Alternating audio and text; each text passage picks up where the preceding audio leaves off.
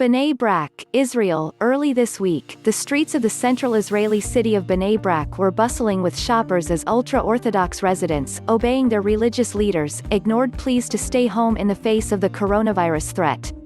By Friday, Bnei Brak had become the country's worst hot spot and now resembles a ghost town. The military will soon be sending troops in to assist local authorities. One expert estimated that nearly 40% of the city's population might already have been infected.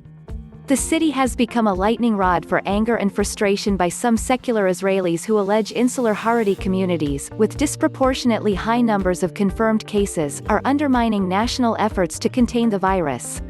The pandemic also has threatened to upend deep-seated customs in the religious world, including blind obedience to religious leaders and the belief that religious studies and traditions take precedence over the rules of a modern state. The crisis is rooted in a combination of factors. Israel's ultra-Orthodox tend to live in poor, crowded neighborhoods where sickness can quickly spread. Synagogues, the centerpiece of social life, bring men together to pray and socialize in small spaces. I am very, very concerned that we'll see a broader contagion in the ultra-Orthodox community and to the broader Israeli population, said Haggai Levine, a Hebrew University professor who chairs the Israeli Association of Public Health Physicians.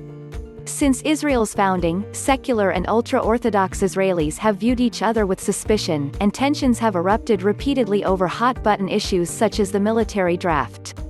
Ultra-Orthodox leaders have used their considerable political leverage to help maintain the community's insular lifestyle with government grants, feeding secular complaints that the Haredim are a burden to the collective. A new debate erupted Thursday when Health Minister Yaakov Litzman, a powerful ultra-Orthodox politician meant to lead the battle against the virus, was confirmed to be infected.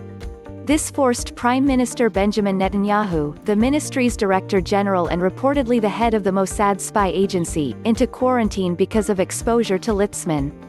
Netanyahu, who tested negative, went through an identical experience after a previous exposure to an infected ultra-Orthodox aide. Channel 12 TV said ministry officials were furious with Litzman, who had resisted calls in recent weeks to impose restrictions on gatherings at religious institutions. The channel said Litzman had quietly been breaking the rules and attending prayer sessions at synagogues. An outbreak in Bnei Brak is the same as an outbreak in Tel Aviv. Litzman did not just betray his own voters. He betrayed all Israelis, Zava Galin, a former leader of the Secular Meretz Party, wrote in the Haaretz daily newspaper. When Israel began shutting down schools, workplaces and its international airport last month to slow the outbreak, Litzman was not the only religious leader to resist. Influential Rabbi Chaim Kanievsky of Bnei Brak said closing religious seminaries is more harmful than the virus.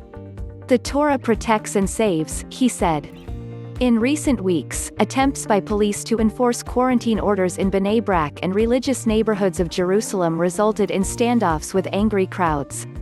Some shouted "Nazis" as police arrested or fined violators. Police say officers have been assaulted multiple times and several paramedics have been injured by ultra-Orthodox crowds. In recent days, defiance has subsided as the scale of the outbreak became clear.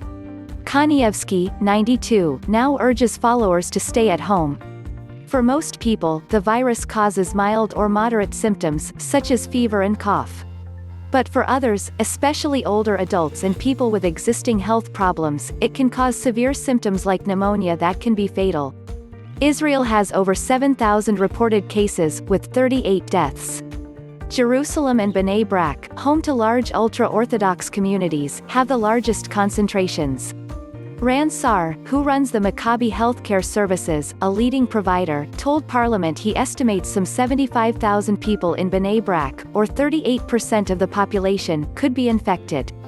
He said the city has many elderly residents and called for urgent action. Sar said his estimates were based on test data. He told Channel 12 that he believes thousands of people are refusing to be tested because they don't want to disrupt next week's Passover holiday. The government declared Bnei Brak a restricted zone Thursday, limiting movement in and out of the city. Earlier in the day, police patrols were already out in large numbers to make sure residents remained indoors. Streets normally crowded with Passover shoppers were deserted. Police in white hazmat suits raided a synagogue, sending some 15 worshippers home with fines of over $100 each. One police car broadcast stay-home appeals in Yiddish, a European language still common in ultra-Orthodox circles. The government is also sending in troops to help local authorities in Bnei Brak. 2 battalions, each numbering around 450 soldiers, will distribute food, medicine and supplies and help to relocate symptomatic or high-risk people to quarantine facilities. The soldiers will not be policing the area or enforcing movement restrictions, and most will be unarmed, according to Lieutenant Colonel Jonathan Conricus, a military spokesman. He acknowledged it was a delicate situation. Anshel Pfeffer, a commentator at Haaretz, said the crisis presents a major challenge to the rabbi's traditional authority and the ultra-Orthodox way of life. The community was already facing challenges before the coronavirus crisis, he said. But this is certainly bringing a lot of these challenges to a head.